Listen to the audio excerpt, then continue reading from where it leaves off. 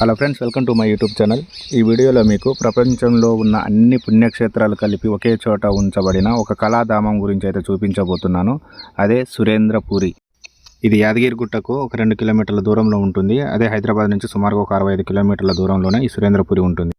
దీని లోపల నాగలోకం, యమలోకం, లక్ష్మీనరసింహస్వామి అన్ని రూపాలు, అదేవిధంగా కైలాసం, పెద్ద పాము లోపల నుంచి పోతే మరొక లోకం, పాతాళ లోకం, హనుమంతుల వారు ఇచ్చే లడ్డు, మహాభారతం, అలే నీటి నుంచి నడుచుకుంటూ కైలాసాన్ని చేరే మార్గం, ఇవన్నీ కూడా ఈ సురేంద్రపురిలోనే ఉంటాయి. అంటే భూమి మీద ఉండే అన్ని ప్రధాన పుణ్యక్షేత్రాలతో పాటు ఆకాశంలో ఉండే సప్తలోకాలు ఇవన్నీ కూడా ఒకే చోట ఉంచబడిన మొట్టమొదటి పౌరాణిక విజ్ఞాన కేంద్రమే ఈ సురేంద్రపురి. మనం ఈ సురేంద్రపురి ఎంటర్ అవ్వగానే మనకు ఒక ప్రధాన ఆకర్షణగా ఆకాశాన్ని అంటేలా కనిపించే ఒక పెద్ద హనుమంతుడి విగ్రహం అయితే దర్శనం ఉంటుంది. సో ఈ హనుమంతుడి విగ్రహానికి రైట్ సైడ్లో చూస్తే పెద్ద శివలింగం, అది కూడా చాలా పెద్ద ఎత్తున ఉంటుంది. 5 తలల నాగుపాము పడిగ కూడా పెద్ద ఆకర్షణగా ఉంటుంది. హనుమంతుని విగ్రహం అయితే మాత్రం చాలా హైట్లో ఉంటుంది. ఇది ఒక స్పెషల్ ఏంటంటే ఈ హనుమంతుని విగ్రహానికి బ్యాక్ సైడ్ మళ్ళీ శివుడి విగ్రహం ఉంటుంది. చాలా కలర్ఫుల్గా, చాలా ఎక్సలెంట్గా అయితే ఉంటుంది. ఇక్కడ నుంచి కొంచెం ముందు పోగానే మనకు మెయిన్ టెంపుల్ ఎంట్రన్స్ అయితే వస్తుంది. ఇది కుందా సత్యనారాయణ కళాధామం అనే పేరు కూడా ఉంటుంది కదా. ఇక్కడే మనం టికెట్ తీసుకోవాలి. పెద్దవాళ్ళకి 350 రూపాయలు, చిన్న వాళ్ళకి 300 రూపాయలు. టికెట్ తీసుకున్నాక ఫస్ట్ అయితే ఒక సింహం దంతాలు ఉన్నాయి కదా, సింహం నోటి లోపలికి అయితే వెళ్ళిపోవాలి. అలా వెళ్తున్న పక్కనే సరస్వతి అమ్మవారి విగ్రహం కూడా చాలా బ్యూటిఫుల్గా ఉంటుంది. చూడండి, ఇక్కడ నుంచి మనం కొంచెం లోపలికి వెళ్ళగానే ఇక్కడ టికెట్ చెకింగ్ ఉంటుంది. చెకింగ్ చేసుకొని ఫస్ట్ మనకి వినాయకుడి దర్శనం అయితే ఉంటుంది. అంటే అన్ని పూజలలో ముందుగా మనం వినాయకుడి పూజ చేస్తాం కదా, ఇక్కడ కూడా మనకి వినాయకుల వారి దర్శనమే మొట్టమొదటిసారిగా పెట్టడం అయితే జరిగింది. ఇంకా అక్కడ నుంచి కొంచెం ముందుకు రాగానే మనకు ముందుగా మహాభారతం పరిచయం చేస్తారు. మహాభారతంలోనే మొట్టమొదటిగా బాలభారతం, అంటే పాండవులు, కౌరవులు అసలు చిన్నతనం నుంచి ఎలా ఎదిగిరు, వాళ్ళు విద్యలు ఎలా నేర్చుకోరు, ఇవన్నీ స్టోరీ మొత్తం ఫస్ట్ స్టార్టింగ్లో ఉంటుంది. ఇదే బాలభారతం. మీరు కావాలంటే దీని గురించి ఒక సినిమా కూడా ఉంది, చూడండి. ఇక్కడ పాండురాజు మరణం అనే చిత్రం, అంటే ఇక్కడ పేర్ల రూపంలో కూడా రాసి ఉంటుంది అక్కడ ఉన్న సన్నివేశం ఏంటిది అనేది. ఆ పాండవులు ఏం చేస్తున్నారు, వాళ్ళు ఎలా ఎదిగిరు, వాళ్ళ విద్యలు ఎవరిచే నేర్చుకున్నారు, వాళ్ళ గురువు గారు ఎవరు అనే స్టోరీ మొత్తం కూడా ఇందులోనే కనిపిస్తుంది. భీముడు అంటే చిన్నప్పుడు విషపు అన్నం తిన్న సన్నివేశం, అంటే ఆహారం తింటున్నట్టుగా ఇక్కడ చిత్రాల రూపంలో చూపించడం జరుగుతుంది. సో దీని లోపలికి వచ్చేటప్పుడు ఖచ్చితంగా మీ పిల్లల్ని తీసుకురండి. ఈ జనరేషన్లో వాళ్ళకి ఈ స్టోరీలు తెలవకపోయినా, ఒకవేళ మీ ఇంట్లో పెద్దవాళ్ళు ఉంటే వాళ్ళకు మాత్రం ఈ సన్నివేశాలు చూడగానే ఆ స్టోరీ మొత్తం తెలిసిపోతుంది. ఇంకా పాండవులు, కౌరవులు ఇక్కడ కబడ్డీ ఆడుతున్న దృశ్యం, చెడుగుడు అంటారు. అదేవిధంగా అదే బాల్ ఆటలు, ఇంకా చిన్నతనంలో వాళ్ళు ఆడుకున్న ఆటలు ఉంటాయి కదా, వాళ్ళు ఏ విధంగా ఎదిగిరు అనే సన్నివేశాలు. దాని పక్కనే ఏకలవ్యుడు తన గురువుగారైన ద్రోణాచార్యుని మట్టి విగ్రహాన్ని పెట్టి విలువిద్యలు నేర్చుకునే సన్నివేశం అయితే ఇక్కడ చూపిస్తున్నారు. ఈ స్టోరీ మీకు చాలామంది తెలిసే ఉంటుంది. గురువు దక్షిణ కింద ఏకలవ్యుడు తన బొటనవేలునే కట్ చేసి ఇస్తాడు. అది ఇక్కడ క్లియర్గా చూపిస్తున్నారు, చూడండి. అంటే ఇలానే ప్రతి ఒక్కటి వాళ్ళ చిన్నతనంలో జరిగిన ప్రతి సన్నివేశం కూడా ఇక్కడ క్లియర్గా అయితే కనిపిస్తుంది. ఇది మొత్తం కూడా బాలభారతం చిన్నతనం జరిగింది. దీని నుంచి మనం లోపలికి వెళ్ళిన తర్వాత మహాభారతం, అంటే యుద్ధాలు జరిగినాయి, పెద్దవాళ్ళు అయిన తర్వాత ఏం జరిగింది, అవి కూడా దీని లోపల చాలా క్లియర్గా ఉంటాయి. చాలా అద్భుతంగా అయితే ఉంటుంది. అక్కడ ఆ చివరి వరకు అయితే ఈ వీడియో చూడడానికి అయితే ప్రయత్నం చేయండి. అదేవిధంగా ఖచ్చితంగా దీని లోపలికి వచ్చేటప్పుడు మీ ఇంట్లో పెద్దవాళ్ళని లేదా పిల్లల్ని మాత్రం తీసుకొని రండి ఖచ్చితంగా.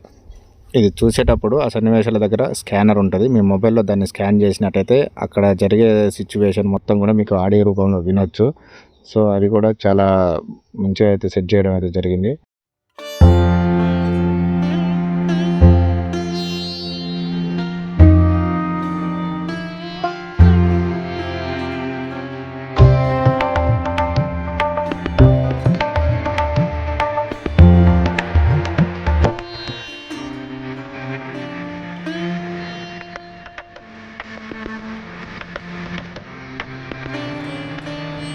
ఇక బాలభారతం కంప్లీట్ చేసుకొని కొంచెం ముందుకు రాగానే ఇక్కడ ఆదిపరాశక్తి అమ్మవారి 18 అష్టాదశ శక్తిపీఠాలన్నీ కూడా ఇందులో చూడవచ్చు. ఫస్ట్గా శాంకరీదేవి అమ్మవారి శక్తిపీఠాన్ని అయితే చూడవచ్చు. ఇది శ్రీలంకలో ఉంటుంది. మనం శ్రీలంక పోకపోయినా సరే ఇక్కడే మనకు చూసుకునే అవకాశాన్ని అయితే కల్పించారు. అదేవిధంగా మరొకటి భ్రమరాంబాదేవి శ్రీశైలంలో ఉంటుంది. ఇలా 18 శక్తిపీఠాలు 18 రూపాలలో 18 ప్లేస్లలో వేరువేరు ప్లేస్లలో ఉంటాయి. అంటే విష్ణుమూర్తి తన చక్రంతో అమ్మవారి శరీర భాగాలపై ఖండించినప్పుడు 108 శరీర భాగాలు మన భూమి మీద పడడం జరిగింది. మొత్తంగా 108 శక్తిపీఠాలు, కానీ అందులో ముఖ్యంగా మనం 18 శక్తిపీఠాలుగా చెప్పుకుంటాం. 18 శక్తిపీఠాలను అయితే కొలుచుకుంటాం అన్నట్టు. సో అదేవిధంగా ఇక్కడ అమ్మవారు ఆది పరాశక్తి రూపంలో మారి త్రిమూర్తులను అయితే ఏర్పాటు చేసింది. వాళ్ళే బ్రహ్మ, విష్ణువు, శంకరుడు. వీళ్ళ ముగ్గురిని ఆది పరాశక్తి రూపంలో మారిన తర్వాత ఏర్పాటు చేయడం అయితే జరుగుతుంది. అమ్మవారు కనకదుర్గ అమ్మవారు చూడండి, ఇంకా ఇక్కడే బ్రహ్మ, విష్ణువు, శంకరుడు వీళ్ళు ముగ్గురు కూడా త్రిమూర్తులు. అదేవిధంగా మళ్ళీ పక్క నుంచి కంటిన్యూ చేసుకుంటే శక్తిపీఠాలు రూపాలే కనిపిస్తాయి. ఇందులో ఇవన్నీ కూడా శక్తిపీఠాలు అన్నట్టు, 18 అష్టాదశ శక్తిపీఠాలు.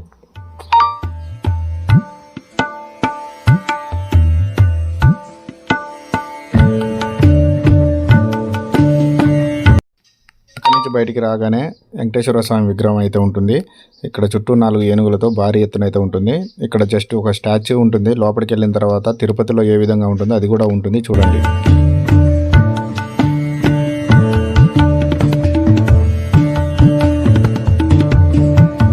వెంకటేశ్వర స్వామిని దర్శనం చేసుకుని ముందుకు రాగానే మన భారతదేశం పటపై భరతమాత ఉంటుంది. అందులోంచి లోపలికి వెళ్ళగానే శ్రీకృష్ణుడు నాగు పాము పైన పడిగపై ఆడుతున్న దృశ్యం చాలా బాగుంటుంది. ఇదైతే ఎక్సలెంట్గా ఉంటుంది. సౌండ్ కూడా చాలా బాగుంటుంది, చూడండి.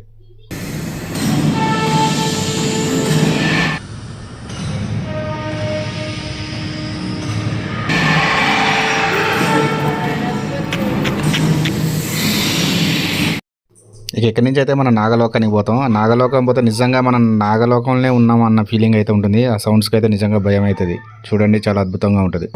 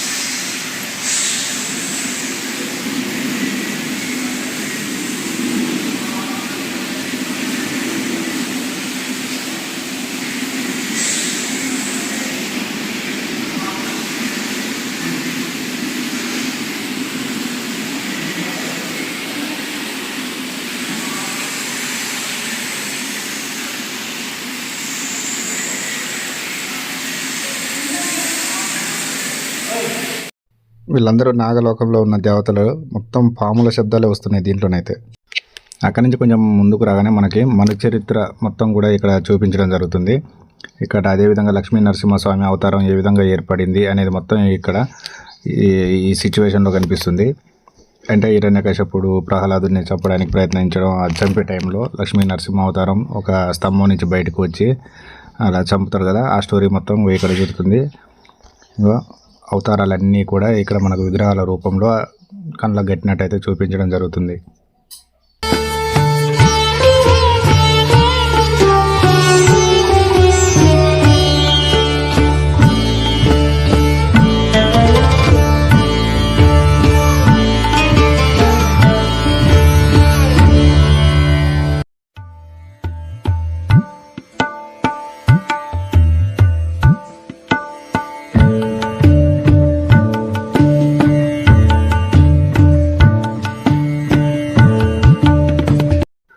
అక్కడి నుంచి ఇంకొంచెం ముందుకు వెళ్ళగానే మనం ఎప్పుడైనా దీంట్లో తిరిగేటప్పుడు ఓ యారో మార్కుని ఫాలో అవుతూ వెళ్ళాలి. యారో మార్క్ ఎటు వెళ్తే అటు వెళ్ళినప్పుడే మనం అన్నీ కనుక చూడగలుగుతాం. సో ఇంతకుముందుకు మనం నాగలోకం చూసినాం కదా, ఇప్పుడు అక్కడి నుంచి కొంచెం ముందుకు రాగానే ఇక్కడ ఇంద్రలోకం ఉంటుంది. ఇంద్రలోకంలో ఇంద్రుడు తన సతీమణి అయిన యచీదేవితో పాటు రంభ, ఊర్వశి, మేనక వాళ్ళు నాట్యం చేస్తున్న దృశ్యం, అదేవిధంగా అష్టదిక్పాదకులు మొత్తం కూడా సభలో కూర్చున్న దృశ్యాలన్నీ కూడా క్లియర్గా కనిపిస్తాయి. ఇంకొంచెం ముందుకు రాగానే శృంగేరి శారదాంబాదేవి, ఆది శంకరాచార్యులు కలిపి కూర్చున్న సన్నివేశం ఇది కర్ణాటకలో ఉంటుంది. అక్కడి నుంచి కొంచెం ముందుకు రాగానే శనీశ్వరుడు స్థాపించిన శివలింగం, ఈ శివలింగాన్ని శనీశ్వరుడు అనే దేవుడు స్థాపించడం జరుగుతుంది. అదేవిధంగా ఇంకొంచెం ముందుకు రాగానే అలంపూర్ జోగులాంబాదేవి ఆలయం ఇక అక్కడ ఏ విధంగా అయితే ఉంటుందో అదే విధంగా ఇక్కడైతే ప్రతిష్ఠించడం జరిగింది. అదేవిధంగా చిత్రగుప్తుడు ఇక్కడ మధ్యప్రదేశ్లో ఉంటుంది, అది తీసుకొచ్చి ఇక్కడైతే చేయడం జరిగింది. ఇంకొంచెం ముందుకు పోతే సంతోషి మాత, ఈ టెంపుల్ సంతోషి మాత. ఇంకొంచెం ముందుకు పోతే ధర్మస్థలిలో ఉన్న మంజునాథ స్వామి, ఇది కర్ణాటకలో ఉంటుంది. చాలా అద్భుతంగా ఉంటుంది చూడండి, యాస్టీస్ అక్కడ ఎలా ఉందో ఇక్కడ కూడా అలానే ఉంటుంది. అదేవిధంగా ఉడిపి శ్రీకృష్ణదేవరాయలు, అదే విశాఖపట్నం కనకమహాలక్ష్మి, తంజావూరు నంది శివలింగం, ఇవన్నీ కూడా తంజావూరులో ఉంటాయి. చూడండి ఎంత బాగున్నాయో. అలాగే యారో మార్కును ఫాలో అవుతూ మరి కొంచెం ముందుకు వెళ్ళినప్పుడు ఇక్కడ శ్రీకృష్ణుడు గోవర్ధనగిరి పర్వతాన్ని ఎత్తి గోపికలను గోవులను అక్కడ గోవులుగా కాసే వ్యక్తులను అందరినీ ఏ విధంగా కాపాడిండు అనే దృశ్యం మొత్తం ఇక్కడ కనిపిస్తుంది. ఇది యాక్చువల్లీ మధురాలో కూడా ఉంటుంది, చాలా బాగుంటుంది. శ్రీకృష్ణుడు పుట్టిన ఊరు మధురాలో, చాలా ఎక్సలెంట్గా ఉంటుంది. అక్కడి నుంచి ఇంకొంచెం ముందుకు వస్తే ఇక్కడ వేద పురుషులు ఉంటారు. వేదాలంటే తెలుసు కదా, ఋగ్వేదం, యజుర్వేద వేదం, అథర్వ వేదం, సామవేదం అని ఇలా 4 వేదాలు ఉంటాయి కదా. 4 వేద పురుషులు అదేవిధంగా వాళ్ళ భార్యలతో కూర్చొని ఉన్న సన్నివేశాలు అయితే ఇక్కడ ఉన్నాయి. ఇక్కడ లెఫ్ట్ సైడ్లో ఉంది సామవేదం, రైట్ సైడ్లో అథర్వణ వేదం, అటు సైడు ఋగ్వేదం, యజుర్వేదం, ఇలా 4 అయితే వారి భార్యతో కూర్చున్న సన్నివేశం. ఇంకా అక్కడి నుంచి ఇంకొంచెం ముందుకు వచ్చినైతే శ్రీకృష్ణుడి చిలిపి చేష్టలన్నీ కూడా ఇక్కడ మన కళ్ళ కట్టినట్టయితే కనిపిస్తాయి. ఇంకా చిన్నప్పుడు శ్రీకృష్ణుడు ఎలాంటి అల్లరి చేసిండు, గోపికలతో ఏ విధంగా చేసిండు అనేది మొత్తం కూడా మీకు తెలుసు. అవన్నీ కూడా ఇందులో చూపిస్తారు. ఇక్కడ యాక్చువల్లీ గోపికలు స్నానం చేస్తుంటే శ్రీకృష్ణుడు వాడి బట్టలన్నీ కూడా దొంగతనం చేసి చెట్టెక్కి కూర్చుంటాడు కదా, ఆ సన్నివేశం. అయితే వాటర్ ఇప్పుడే మొత్తం క్లీన్ చేస్తారు, అందులో గోపికలు మాత్రం ఉన్నారు. చూడండి శ్రీకృష్ణుడు వాళ్ళ బట్టలు మొత్తం తీసుకొని చెట్టెక్కి వాళ్ళని ఆట పట్టిస్తారు కదా, అది వాళ్ళ శారీస్ గిట్ అన్నీ ఒక పక్కన పెట్టుకొని వాళ్ళని ఏడిపిస్తూ ఉన్నాడు. సో అదేవిధంగా మళ్ళీ ఏరో మార్కును ఫాలో అవుతూ ఇంకొంచెం దూరం ముందుకు వచ్చినట్లయితే వశిష్ఠ ముని ఆశ్రమం అయితే ఉంటుంది. ఈ ఆశ్రమంలో వేద పండితులు అందరిచే కూర్చొని ఇక్కడ వశిష్ఠ ముని యాగం చేస్తున్న దృశ్యం అంటే చూడు, అగ్నిగుండం ముందు కూర్చొని వాళ్ళ యాగాలు ఏ విధంగా చేస్తున్నారో అది మొత్తం చూపించేది మొత్తం ఇక్కడ వశిష్ఠ ఆశ్రమం ఇది. ఇక వశిష్ఠ ముని ఆశ్రమం పక్కనే మరొక యాగం అయితే జరుగుతుంది. ఈ యాగం పేరు ఏమిటంటే అశ్వమేధ యాగం. ఈ అశ్వమేధ యాగం అనేది రామాయణంలో శ్రీరాముని కాలంలో జరుగుతుంది. సో రామాయణం చూసినట్లయితే మనం ఈ అశ్వమేధ యాగం గురించి అయితే తెలుసుకోవచ్చు. ఇక్కడ ఋషులు పండితులు అందరూ కలిసి శ్రీరాముడు, సీతామాదేవి, హనుమంతుల వారు అందరూ, లక్ష్మణుడు అందరూ ఉండి వారి సమక్షంలో ఈ యాగం జరిపిస్తారు. లవకుశ సినిమా చూసిన వారికి అయితే ఈ యాగం గురించి అయితే పూర్తిగా తెలుస్తుంది. అందులో ఉంటుంది చూడండి అశ్వమేధ యాగం.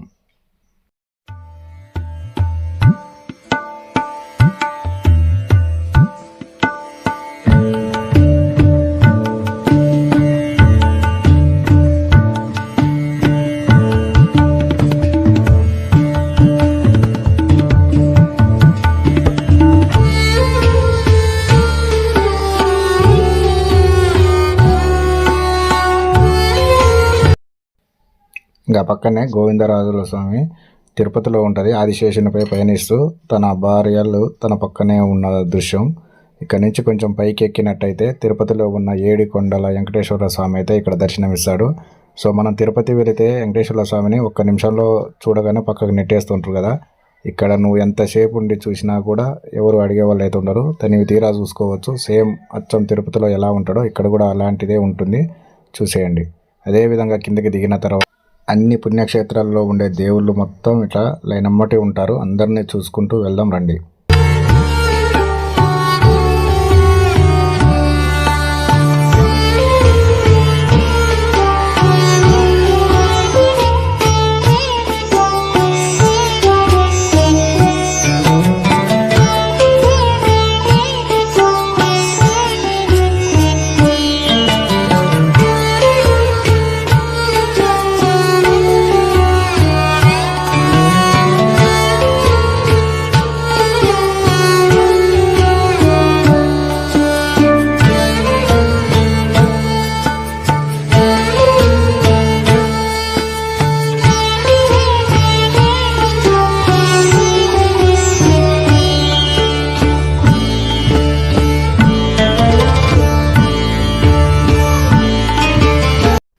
ఇక పుణ్యక్షేత్రాలు అన్నీ చూసినాం కదా. ఇంతకుముందు నాగలోకం చూసినాం, ఇంద్రలోకం చూసినాం.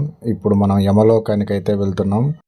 యమలోకం వెళ్ళాక ఎలాంటి పాపాలు చేసిన వాళ్ళకి ఏ విధమైన శిక్షలు ఉంటాయి అన్నీ కూడా ఇందులో క్లియర్గా చూపిస్తారు, చూడండి.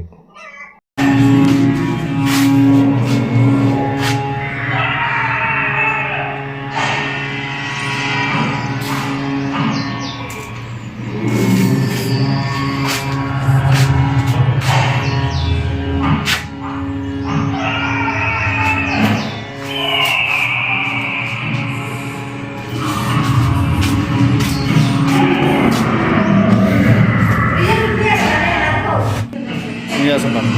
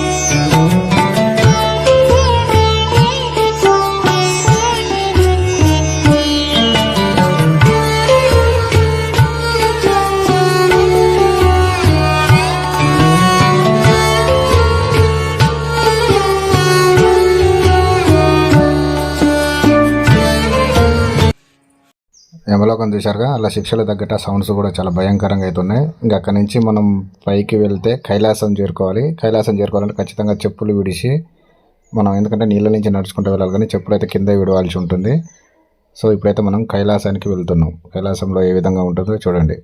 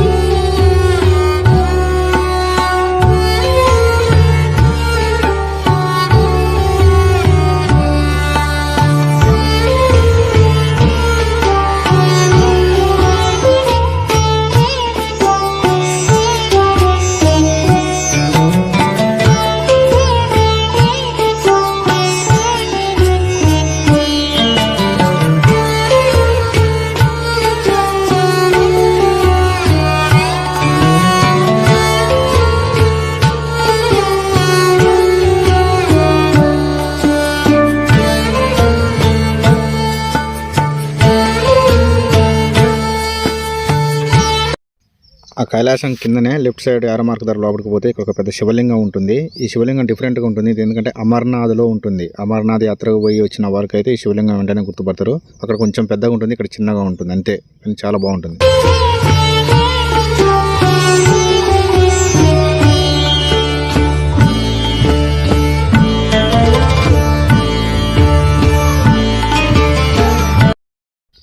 ఇక్కడ కైలాసంలో శివుడి ఊరేగింపు ఏ విధంగా ఉంటుందో అదేదో చూపిస్తున్నారు. ఇక్కడ మొత్తం శివ కళ్యాణానికి సంబంధించిన డీటెయిల్స్ అన్నీ ఇక్కడ కనిపిస్తాయి.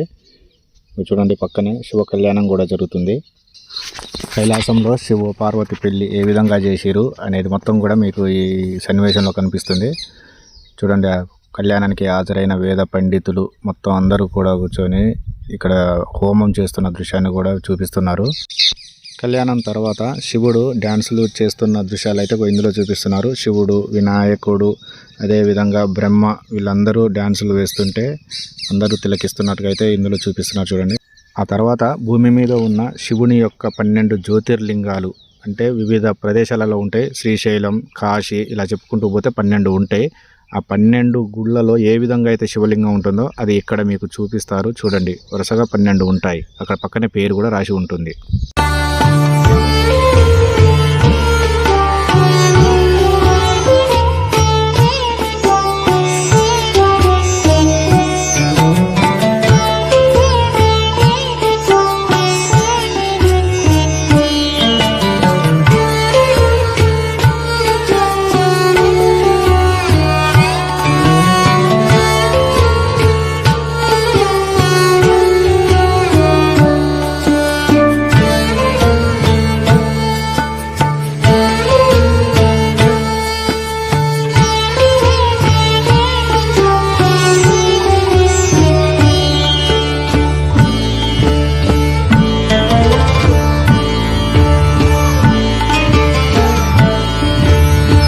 చూశారుగా 12 జ్యోతిర్లింగాలు ఏ ప్లేస్లో ఉన్నాయో. అక్కడి నుంచి కొంచెం బయటికి రాగానే మళ్ళీ వివిధ ప్లేస్లో ఉన్న టెంపుల్స్, అక్కడ ఉన్న దేవుళ్ళు అయితే కనిపిస్తారు. ఇక్కడ భద్రాచలం సీతారామచంద్ర స్వామి, అదేవిధంగా పూరి జగన్నాథ స్వామి, ఇట్లా రామేశ్వరం, ఇట్లా అవన్నీ కూడా మళ్ళీ టెంపుల్స్, అక్కడ లోపల ఉండే విగ్రహ రూపాలు అన్నీ కూడా బయట ఉంటాయి.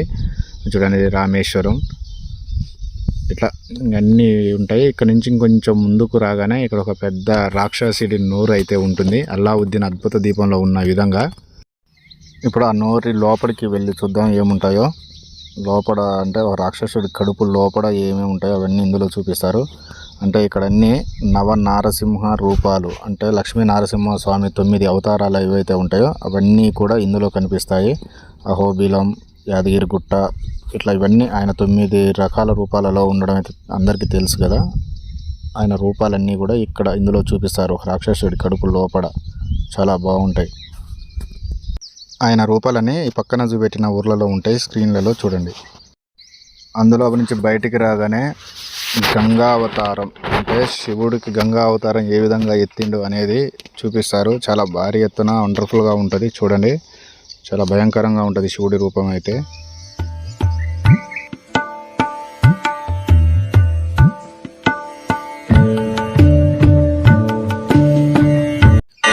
శివుడి గంగా అవతారం పక్కనే ఇక్కడ శ్రీకృష్ణుడు అఘాసురుని లోపలికి పోయే దృశ్యం ఉంటుంది. అంటే అఘాసురుడు అంటే పెద్ద పాము, ఆ పాము లోపలికి పోయి శ్రీకృష్ణుడు ఏం చేసిండు, అప్పుడు రాక్షసుల్ని వాళ్ళందరినీ చంపిండు కదా. ఇప్పుడు మనం ఆ పాము లోపలికి పోయి శ్రీకృష్ణుడు రాక్షసులను చంపిన అన్నీ కూడా ఇప్పుడు చూసేద్దాం. చూడండి, పాము లోపలైతే ఏ విధంగా ఉంటుందో అదే విధంగా వీళ్ళైతే డిజైన్ చేయడం జరిగింది.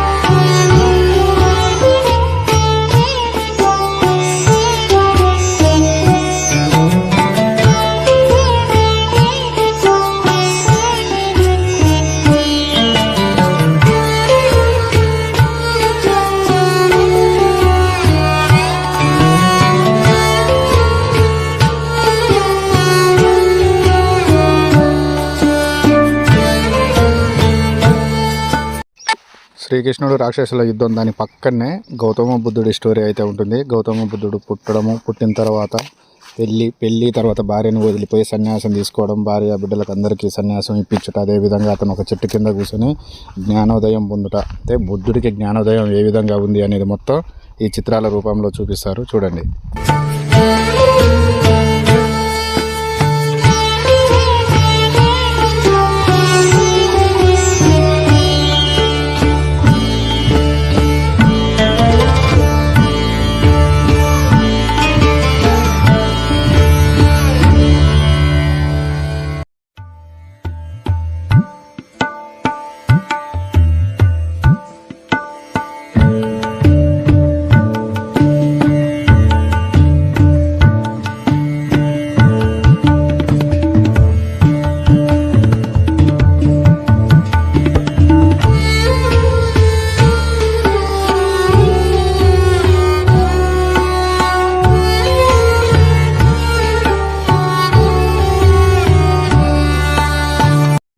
బుద్ధుడి జ్ఞానోదయం చూసి బయటికి రాగానే మనకి కేరళలో ఉన్న శబరిమల ఆలయం అయితే కనిపిస్తుంది చూడండి. శబరిమలలో ఏ విధంగా ఉంటుందో అదే విధంగా అయ్యప్ప స్వామి అయితే కొలువు తీరి ఉండు.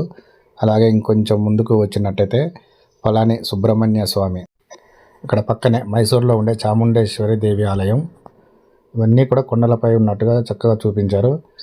అక్కడ నుంచి కొంచెం ముందుకు రాగానే అమ్మవారు మహిషాసుర మర్దిని అవతారంలో చాలా భయంకరంగా, చాలా ఎత్తుగా ఉంటుంది, అంటే చాలా పెద్ద విగ్రహం అన్నట్టు, చూడడానికి చాలా భయంకరంగా అయితే ఉంటుంది. మహిషాసురవర్ధిని అవతారంలో అమ్మవారు.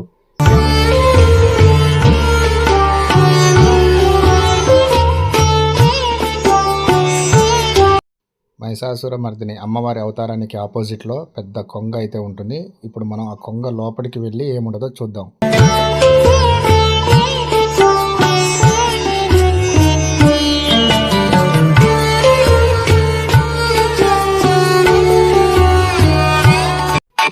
కొంగ లోపలికి ఎంటర్ అవ్వగానే అమ్మవారి అవతారాలన్నీ కూడా దర్శనమిస్తాయి. అమ్మవారు అయితే ఎన్ని రకాల అవతారాలు అయితే ఎత్తిరో అవన్నీ కూడా ఇందులో చాలా భయంకరమైన రూపాలలో ఉంటుంది కదా, అన్ని రూపాలు ఇందులో క్లియర్గా చూపించారు. చూడండి.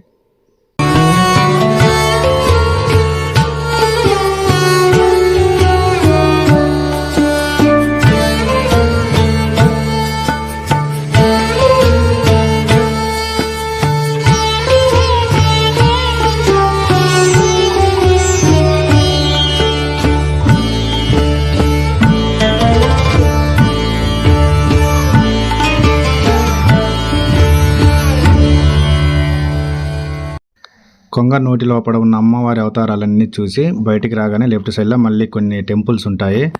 అందులో ఫస్ట్ సోమనాథేశ్వర స్వామి, ఇది గుజరాత్లో ఉంటుంది శివుడి ఇది. అక్కడే ఇంకొంచెం ముందుకు వెళ్ళగానే షిరిడి సాయిబాబా, అంటే అక్కడ ఉన్న టెంపుల్స్ అయితే ఏ విధంగా ఉంటాయో అదే విధంగా ఉంటుంది అన్నాడు. గోపురాలు పక్కనే భవానీ స్వామి తల్జాపూర్లో ఉంటుంది మహారాష్ట్ర. అక్కడ ఇంకో ఇది కాళికాదేవి కోల్కత్తా. కొంచెం ముందుకు రాగానే మహాలక్ష్మి, మహాసరస్వతి, మహాపార్వతి ముగ్గురు ఉంటారు. ఇది మహారాష్ట్రలో ఉంటుంది. అలాగే ఇక్కడ ముంబాదేవి, ఇది కూడా మహారాష్ట్రలోనే ఉంటుంది. ఇలానే ఇక నడుచుకుంటూ పోతే అందరు దేవుళ్ళు ఎక్కడెక్కడ ఉన్న వాళ్ళ దేవుళ్ళు, వాళ్ళ విగ్రహ ప్రతిరూపాలు, అదేవిధంగా వారి గోపురాలు, అక్కడ ఏ విధమైతే గోపురాలు ఉన్నాయో అలాంటి గోపురాలే ఇక్కడ ప్రతిష్ఠించడం జరిగింది. చూడండి.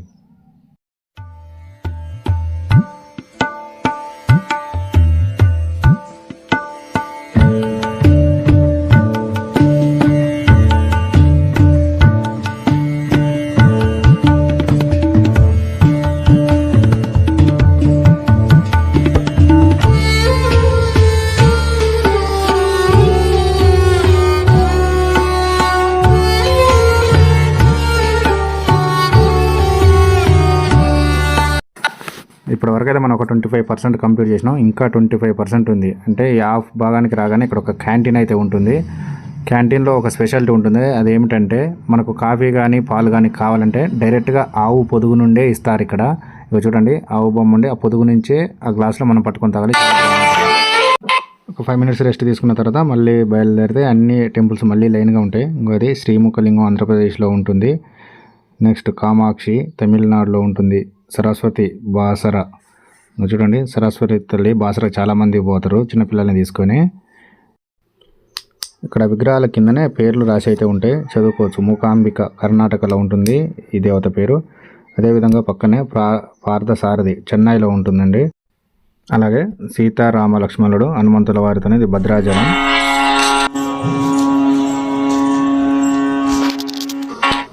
ఇక పక్కనే నటరాజ స్వామి వారి టెంపుల్ ఉంటుంది. చూడండి, నటరాజ స్వామి చాలా అద్భుతంగా ఉంటుంది. ఇక్కడ గోపురాలన్నీ కూడా చాలా ఎత్తుగా ఉంటాయి.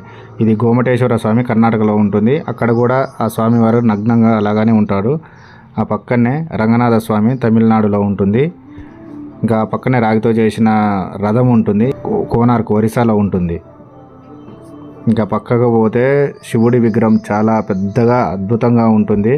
ఇక్కడ చూడండి శివయ్య విగ్రహం ఎంత పెద్దగా ఉందో, చాలా అందంగా కూడా ఉంటుంది. ఇక్కడ నుంచి మనం పైకి వెళితే ఇంకా చాలా చాలా అద్భుతమైన దృశ్యాలు అయితే చూడొచ్చు.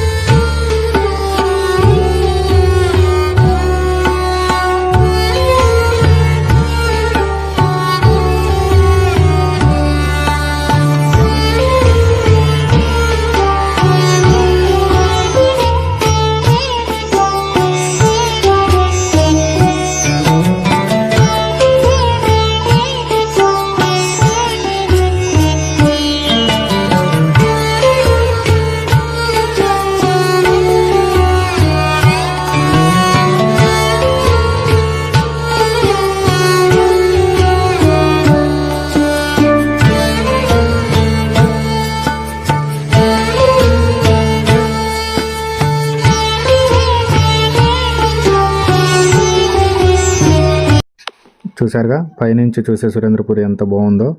సో ఇప్పుడు మనం కింద ఉన్న ఏనుగు నోటి లోపలికి వెళ్ళి చూద్దాం, అక్కడ ఏమేమి ఉన్నాయో చూద్దాం. అక్కడ తర్వాత బ్రహ్మలోకానికి, ఆ తర్వాత మహాభారతంలోకి అయితే ఎంటర్ అవ్వబోతున్నాం. చూడండి.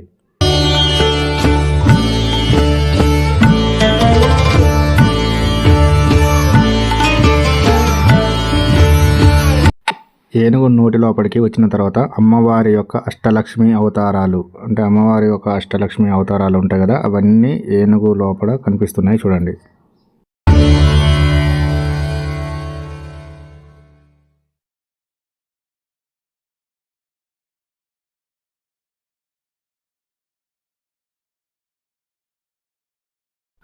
ఇక అమ్మవారి యొక్క అష్టలక్ష్మి అవతారాలు చూసి కిందకి దిగగానే డైరెక్ట్గా మనం అయితే బ్రహ్మలోకంలోకి అయితే ఎంటర్ అవుతాం. బ్రహ్మలోకం అంటే మీకు తెలుసుగా చాలా అద్భుతంగా బ్యూటిఫుల్గా ఉంటుంది. అదేవిధంగా ఇక్కడ కూడా డిజైన్ చేసినారు. బ్రహ్మలోకంలో ఉండే దేవతలు, దేవతామూర్తులు, అదేవిధంగా వేద పండితులు వాళ్ళందరూ సభలో కూర్చున్నట్టుగా, ఆకాశంలో మబ్బులలో తేలియాడుతున్నట్టుగా చూడండి. చాలా అందంగా డెకరేట్ అయితే చేశారు. ఇక్కడ చూడండి, చాలా అద్భుతంగా బ్యూటిఫుల్గా అయితే ఉంది.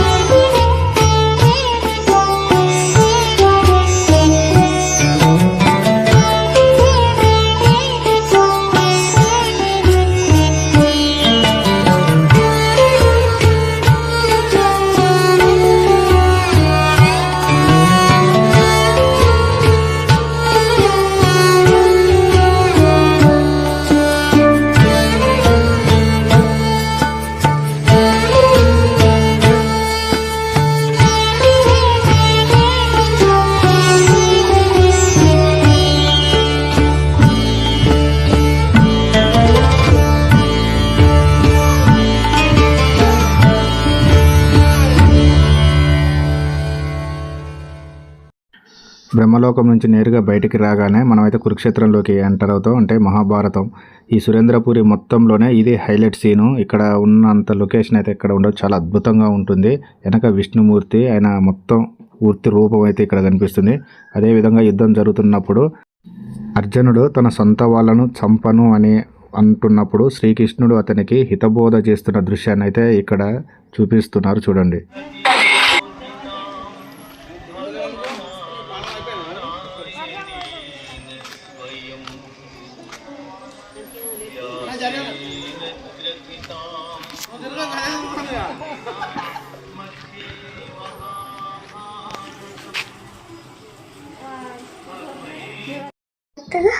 అలాగే కొంచెం ముందుకు వచ్చిన తర్వాత మళ్ళీ కొన్ని టెంపుల్స్ అయితే ఉంటాయి. ఈ టెంపుల్ నుంచి కొంచెం లెఫ్ట్ సైడ్ చూడగానే రాక్షసులు, దేవతలు అమృతం కోసం పాల సముద్రాన్ని ఒక పాముతో లాగుతారు కదా, ఆ దృశ్యం ఇక్కడ ఉంటుంది. ఆ పాము పేరు వాసుకి అనే పాముని పెట్టి పాల సముద్రంలో చితుకుతారు. అదంతా స్టోరీ మీ అందరికీ తెలుసు.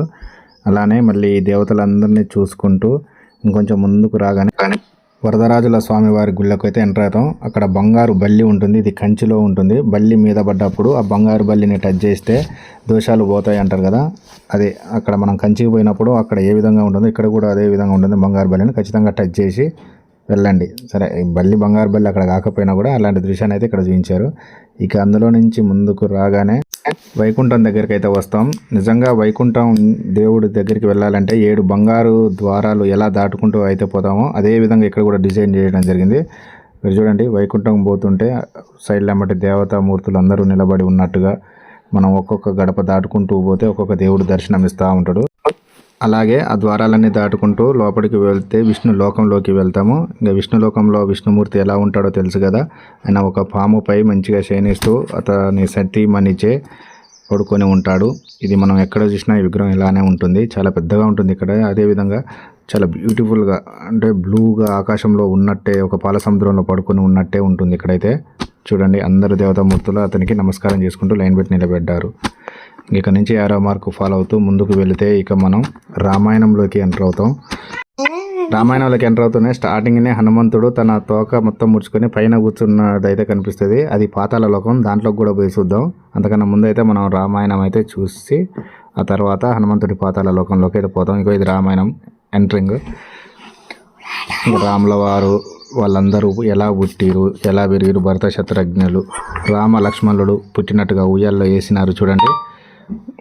అదేవిధంగా రాముడు వాళ్ళ గురువు గారు ఇచ్చే పాఠాలు నేర్చుకుంటున్నట్టు, విద్య నేర్చుకుంటున్నట్టు, విలువిద్యలు ఇవన్నీ కూడా మనకు మహాభారతంలో స్టార్టింగ్లో ఎలా అయితే ఉందో ఇక్కడ రామాయణం కూడా అదే విధంగా రాముల వారు చిన్నప్పటి నుంచి పెద్ద అయ్యేంత వరకు, అదేవిధంగా సీతమ్మ వారిని పెళ్లి చేసుకున్న తర్వాత పడ్డ కష్టాలు అన్నీ కూడా ఇందులోనే ఉంటాయి, చూడండి.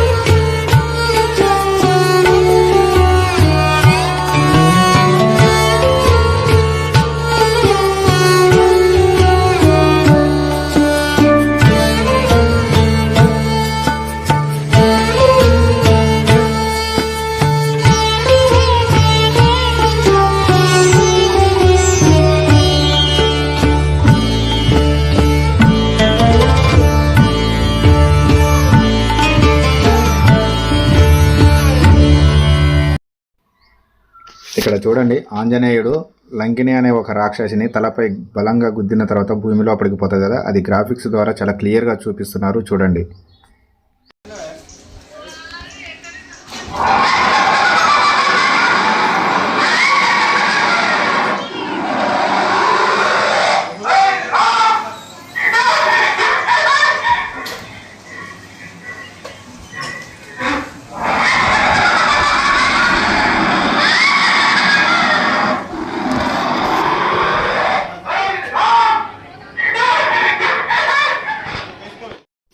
ఇక ఇక్కడ నుంచి ఇక హనుమంతుల వారి తల్లి, హనుమంతుడి పుట్టడము, ఆ తర్వాత హనుమంతుడు పుట్టిన తర్వాత అతను ఎదిగిన తీరు, ఇవన్నీ కూడా ఎవరి వరంతో పుట్టిండు హనుమంతుడు, ఆయన ఏ విధంగా ఎదిగిండు, సూర్యుని ఏ విధంగా మింగడానికి ట్రై చేసిండు అనేది మొత్తం కూడా ఇక్కడ నుంచి ఉంటుంది చూడండి.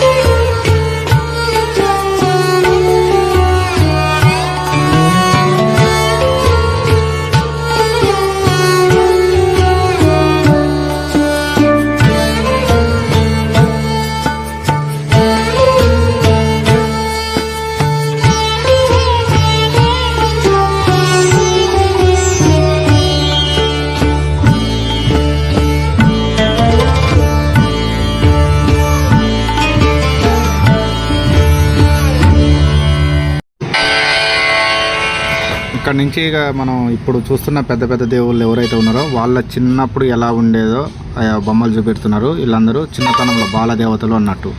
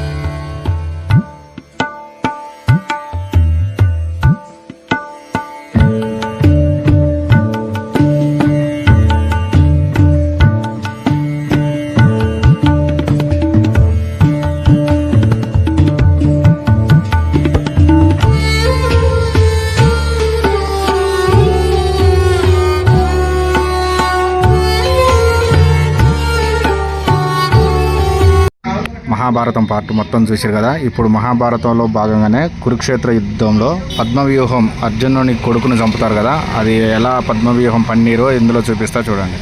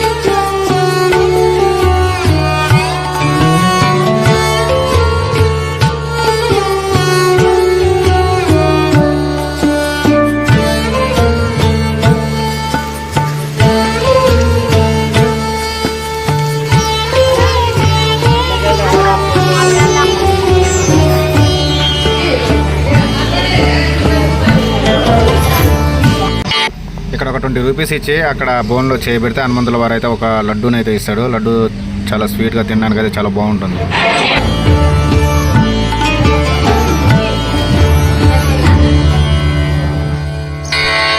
బుట్టలో చేయబెట్టిన తర్వాత హనుమంతుల వారు మనకి ఇచ్చిన లడ్డు అయితే ఇదే. చాలా స్వీట్గా అయితే ఉంది. 20 రూపీస్ కాస్ట్ అవుతుంది. ఓకే ఫ్రెండ్స్, చూశారుగా సురేంద్రపురి యొక్క ఫుల్ వీడియో. మీకు వీడియో నచ్చితే లైక్ చేయండి, షేర్ చేయండి, సబ్స్క్రైబ్ చేసుకోవడం మాత్రం మర్చిపోకండి. మా ఛానల్లో ఇంకా కాశీకి సంబంధించిన వీడియోలు, ఇంకా చాలా రకాల టెంపుల్ వీడియోలు అయితే ఉన్నాయి. తప్పకుండా చూడండి.